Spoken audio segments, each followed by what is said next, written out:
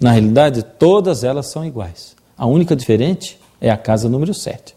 Se você escolher a casa número 1, veja o que você vai ter escolhido. O mesmo acontece com relação a número 2, 3, 4, 5 e 6.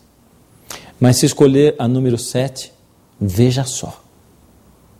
E então, que casa você escolhe? É lógico que qualquer pessoa em sã consciência escolheria a casa número 7. Afinal, ela tem algo que as outras não têm. Ela tem uma bênção especial. Ela está mobiliada. É exatamente isso que a Bíblia diz que Deus fez com o sábado. É lógico que todos os dias da semana são iguais, mas só por fora. Porque Deus colocou no sábado uma bênção especial. Você é livre para guardar qualquer dia da semana. Aliás, você é livre até para não guardar nenhum dia. Mas Deus disse que para quem guarda o sábado, ele tem uma bênção muito especial preparada. Em terceiro lugar, Deus também santificou o sábado. Mas o que a Bíblia quer dizer com este santificou? Bem, o Antigo Testamento da Bíblia foi escrito em hebraico. E em hebraico a palavra santificou é kadas, que quer dizer separar, ou seja, separar para um fim religioso ou sagrado. Quando Deus separou o dia de sábado para Ele, para ser sagrado, Ele quis dizer: o sábado não pertence ao homem, mas a mim, a Deus. Jesus guardou o sábado. E esse é um ótimo motivo para nós guardarmos o sábado. Ele costumava frequentar a igreja aos sábados. Lucas 4,16 diz o seguinte: indo para Nazaré, onde fora criado, entrou num sábado na sinagoga, segundo o seu costume, e levantou-se para ler. Ele, Jesus, sendo o Criador do mundo e tendo descansado logo após a sua criação, assumiu que Ele era o Senhor do sábado. Êxodo 20, verso 9 diz o seguinte: mas o 7º dia é o sábado do Senhor teu Deus. Por que você acha que Jesus morreu na sexta-feira, descansou no sábado e ressuscitou no domingo? Até na sua morte, Jesus nos deu mostra de que Ele não só estabeleceu o sábado como um memorial da criação, mas também como um memorial da redenção. Lucas 23, 53 e 54 diz o seguinte: e tirando-o do madeiro, envolveu-o num lençol de linho e o depositou num túmulo aberto em rocha, onde ainda ninguém havia sido sepultado. Era o dia da preparação e começava o sábado. A morte de Jesus estava rodeada de respeito ao sábado. Não por parte dos judeus, mas por parte de Jesus e dos seus discípulos, que continuaram guardando o sábado, mesmo depois da morte dele. Lucas 23, 55 e 56 diz: as mulheres que tinham vindo da Galiléia com Jesus, seguindo, viram o túmulo e como o corpo fora ali depositado.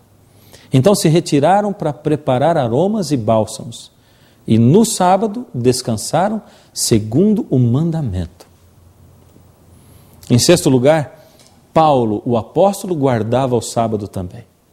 Atos 13, 42 a 44 diz assim: ao saírem eles da sinagoga, rogaram-lhes que no sábado seguinte lhes falassem das mesmas palavras. Muitos dos judeus e novos convertidos seguiram a Paulo e Barnabé, e no sábado seguinte veio quase toda a cidade para ouvir a palavra de Deus. Alguns dizem que ele só ia à sinagoga para pregar para os judeus, porque os judeus estavam ali todos os sábados. Mas veja o que a Bíblia diz nesse outro verso, Atos 16, 13. Quando foi sábado, saímos da cidade para junto de um rio, onde nos pareceu haver um lugar de oração, e assentando-nos, falamos às mulheres que estavam ali. Em sétimo lugar, o sábado não foi instituído por Jesus na criação para servir apenas aos judeus. Deus nos avisa que na nova terra nós iremos adorá-lo no dia em que Ele instituiu como dia de culto. Isaías 66, 23 diz: e será que de um sábado a outro virá toda a carne a adorar perante mim, diz o Senhor. Aí você pode olhar para mim e dizer: tudo bem, Fernando, mas eu ainda acho que Deus aceita se eu trocar o dia. Não interessa qual é o dia. eu tenho certeza que Deus me deixa adaptar o dia às minhas necessidades. Logo depois da criação, bem no início da história desse mundo, acontece uma coisa muito interessante, esclarecedora, dentro da família de Adão e Eva. Aliás, esse foi um texto que eu sempre estranhava quando eu lia, desde pequeno. Nesse texto, Deus me parecia sempre bastante parcial, muito duro.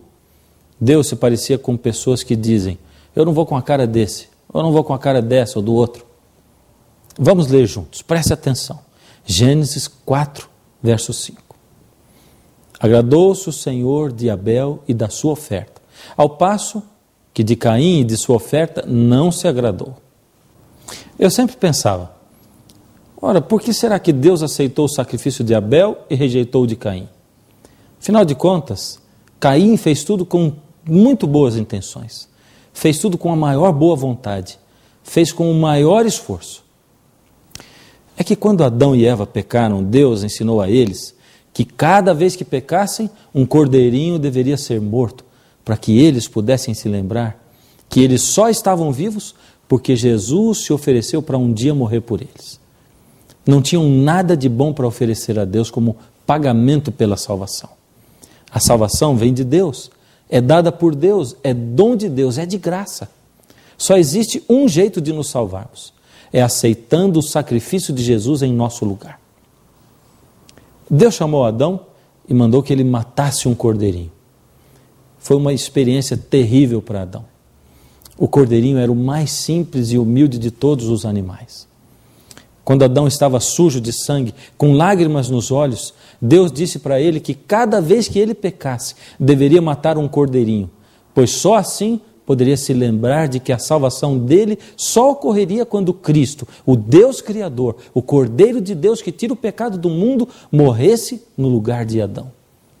Foi aí que depois de o cordeiro ser morto, aconteceu o que está escrito em Gênesis 3, 21.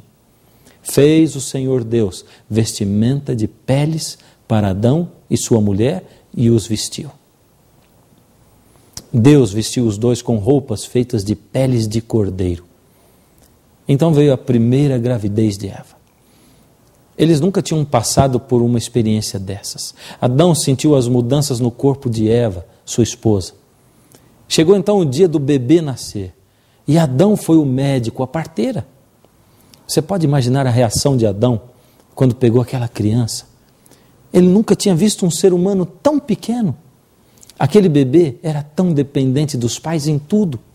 Agora Adão começava a entender um pouquinho melhor o amor de Deus, o Pai, por ele. Conforme o bebê crescia, Adão percebia que, apesar da educação certa no lar, o menino fazia as suas próprias escolhas. Adão de novo entendeu melhor a Deus, porque ele, Adão, também foi um filho rebelde. Nasceu agora também o segundo filho. Os dois eram totalmente diferentes um do outro. No temperamento, na aparência, na obediência, Adão havia prometido a Deus que ele ensinaria aos seus filhos tudo o que Deus havia ensinado.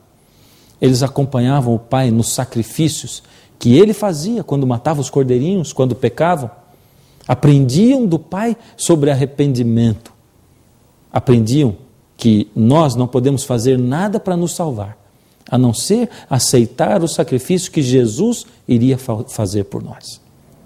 A salvação não depende dos nossos esforços, não depende das nossas promessas, não depende da nossa purificação, depende de Jesus.